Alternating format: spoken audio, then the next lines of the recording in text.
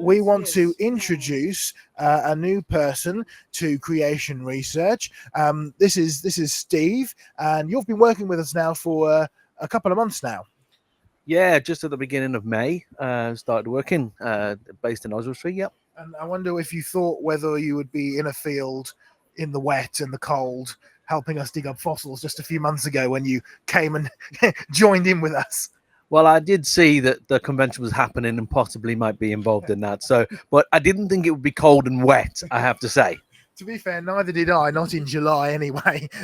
This really is the height of British summer, and it's been pretty awful so far. But never mind, Steve. I wanted to have a quick little chat with you today because it's about time that we introduced you to our viewers. I first met you, I think it was back in 2017 at a big conference. And what was one of the things we discussed back then about what your passion was? Yeah, well, I'd been introduced to you via email actually from Professor Andy McIntosh because I was asking different other creationists and other different people that are involved in Bible evidence, and because I was interested to see a museum, to see museums in the UK, not particularly solely creation museum, but Bible museums, but with the creation ethos. And I was put in touch with Joe and was told he was coming to the mega conference that was put on in partnership with Answers in Genesis, and I met you there, and yeah, you told me that you were starting or planning to do a museums project, and that pricked my ears up, and we chatted a bit, and yeah. Yeah, and that museum project was something that I'd been working on for a few years. I'd only just started properly sort of working with John. I've been involved with creation research since 2014, but that was really when the museum project was really starting to be sown. And John's been working on a museum project in the UK for the last, 30 odd years or so. It's just in collecting fossils, right? But it's really been since 2019 that the museum project has really exploded, particularly in 2020 during lockdown, COVID lockdown. We did a lot of work on it, and then in 2022 we founded our first major research-based museum in Oswestry, and it was actually around that time or just before then that we reconnected because you moved back to Oswestry because you were involved in a sort of missionary type work. So what's your kind of background from a missions and point of view? Yeah, just to say, so Joe, when we first met, I was in Solihull, in the Midlands. Never had a thought to move to Oswestry. I was based in the Midlands. I was working for a mission organisation, but based from home. That mission organisation was based near Oswestry, and during COVID, we had different ideas about what we would do, and we made this plan to move over to the countryside in Wales, which was close to Oswestry. Happened to be where the other mission organisation was based, but also where I discovered you were based. I hadn't realized you'd moved over to Oswestry and got married to someone who lived in Oswestry. We just met in church. We decided to go to the same church, and there you were. And we got talking. You'd started a museum in Oswestry, actually, in the same village where the other mission organization I worked for. So that was it was quite a work of God, and I also think a comment on perhaps the state of the church in and around Oswestry, that we both two sort of reformed evangelicals ended up in the only reformed evangelical church that there basically is in the area. So that was just maybe you coming in. I'm like, I know that guy. And so we reconnected there and sort of got to know each other a bit better and chatted a bit more. But it was recently that you've started to come and volunteer and help out at the museum. And just to put it in a little bit of perspective, right, I've been the main body, and I don't mean that boastfully at all because it's been a bit of a nightmare. I've been the main body kind of pushing forward and developing the museum and putting the work into it over the last couple of years. And we've had our great host of volunteers that have come and helped us. We're really grateful to everybody who's come and supported us in the museum project. But we ended up in a little bit of a catch-22 situation, right? I mean, if I spent all of my time at the museum project developing that, I was never out going and doing ministry work and traveling and preaching. And that's an integral part of the ministry, and also the way that you support and sustain a ministry. Of course, if I spent all of my time going and doing that and traveling, the museum would just get left. And in fact, it really came to a head last year when we kickstarted the ministry back in the USA. I was over there for about 6 weeks, and basically nothing happened with the museum in the UK. It shut down. And so it began to dawn on John and I that we really needed somebody to really head up the ministry in terms of the museum ministry here in the UK, look after the museum, take on some of the development projects, and work with the scientists like Diane, the directors like myself and John, and actually take this museum ministry further, because we've been getting some really, really good results. I mean, this is a publicly open museum downstairs at the moment anyway, and people can just walk in off the streets, and you can get into some really good conversations with people. And we've pointed out before that the museum ministry is there for evangelism and for discipleship. So we started to chat a little bit about you coming on, and it was about just, I think it was just over 2 months ago that you came on board officially and started working with us 3 days a week. So just give us a bit of a background to some of the work that you've been doing in the museum and how you've seen the museum develop over the last 2 months that you've been working with us. Yeah, so coming on board, really learning a bit about the ministry and practical things, what we needed to do in terms of resources and all of those things in the first week, and just getting to the feel of, okay, how do we want this to develop? What are the practical jobs that need doing? Lots of little things, from wiring electrical sockets to painting to cutting wood for exhibits. And it was only after a week that I suddenly get a call, actually, can you do an extra day because we've got a school visit on Monday. This is the first school visit that we've had, public school kind of visit. And we need to get the upstairs of the museum in a much better shape. Managed to do that in a day when you were away. Yeah. So that was part of what I did. We've been developing the upstairs in a much more museum-like way, rather than one whole room with tables with things in different places. We're now got different sections that we're working on, and I've been able to. I actually acquired panels from my previous organization, which was God's blessing to me over a year ago. Thought they'd be useful for something, so we've used those for panels for walls, and so getting stuck in practically, but also helping to lay out displays and think about how we can display things in a much more friendly and fun way, but to display the truth as well. So, coming away here as well, giving me an insight into fossil hunting and fossils, geology, more than I had before, and so lots of different things. My learning, what's it called, the learning curve has gone right up. As you can hear, my brain capacity is going to.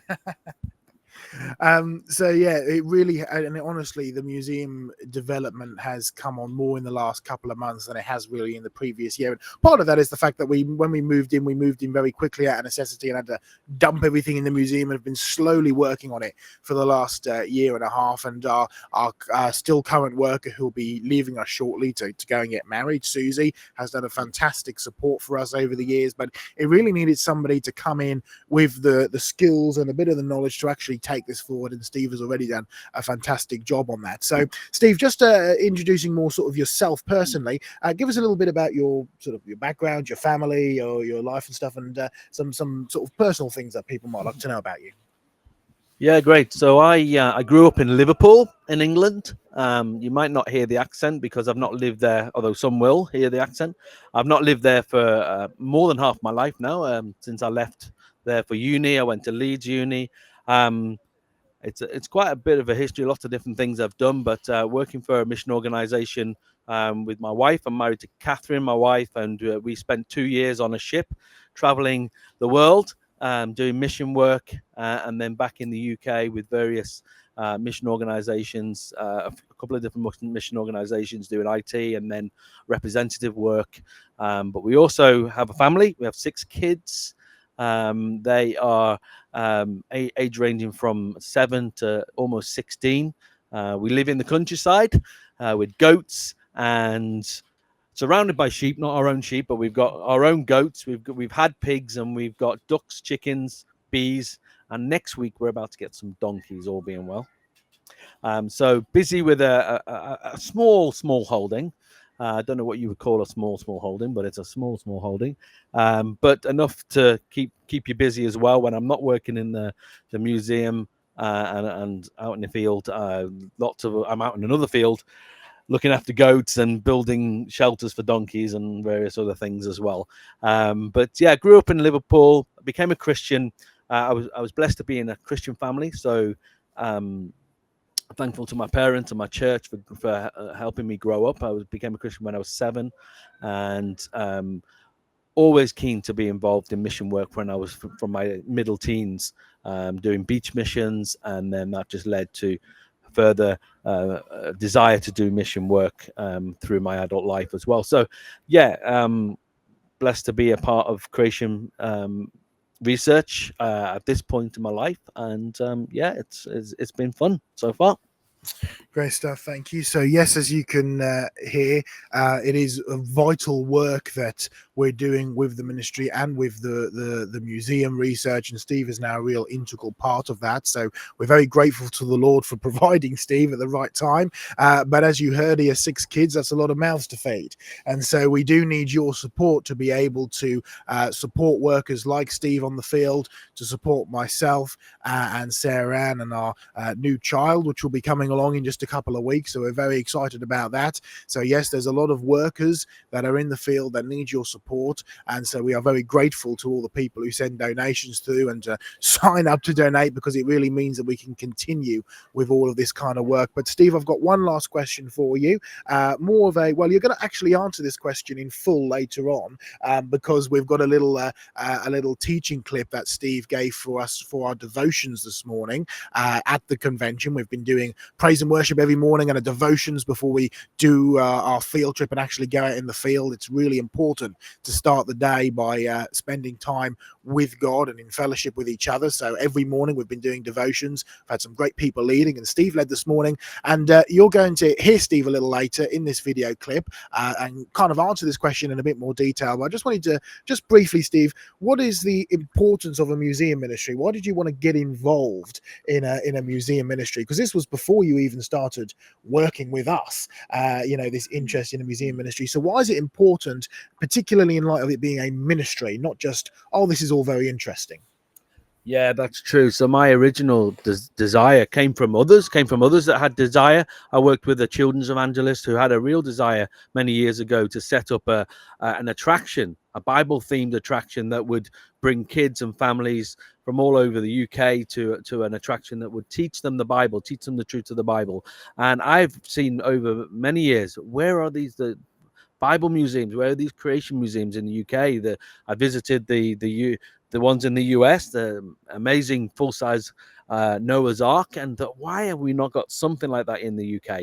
Not that I knew we wouldn't have something of that scale, but thinking about the possible use of an old cinema as a small scale museum on holiday, seriously, over 20 years ago. We went to a museum in an old cinema. I thought this would be a great way to share the good news of the Bible with people. And lo and behold, I'm working in a museum in an old cinema. And in fact, you can go one step further than that, because what did you find out about this old cinema that we're in? Yeah, I find out that it was originally a church, so that's great. Yeah, and an old churches. That was the other thing I was thinking of. We should have one in there. So, and I never really felt whether this is something I could do. I didn't have an organization that I was with that would back it. I'd talk to others, hence the reason why I got in touch with you, Joe, in the first place. But yeah, the real passion really is that we see people come in and to share the gospel with them. That is the key. It's an evangelistic opportunity. Even in the short time I've been there and the few days that I've been there when we've been open, I've had some good conversations. The previous owner of the building came in, or the previous owner of the business that used to run in the building came in, and we had a good chat. He was very clear he was an atheist. Very clear you'll get nowhere with me. You won't convert me. But he was so interested. He wanted to hear. He wanted to know what we were doing. And I've had other chats as well with people and helping them to understand. Now I'm still learning how we're going to bring that message through the different exhibits we've got, but it's still been a good opportunity so far. So yeah, that is the key for me, that it's an evangelistic opportunity to share the good news and to share the truth of creation from God's word. Thank you very much, Steve. So yes, it's welcome aboard, and although you have been here two months already, it's great to introduce you to our supporters. And yes, we do need your support for the ministry, not just for Steve, but also for the rest of the workers and for the museum. So thank you for all of those who do support us. Continue to support us, not only financially, but also in prayer, because yes, this is a real battle that we're going through. This is a real challenge doing this evangelistic work, and we do need your prayer in that as well.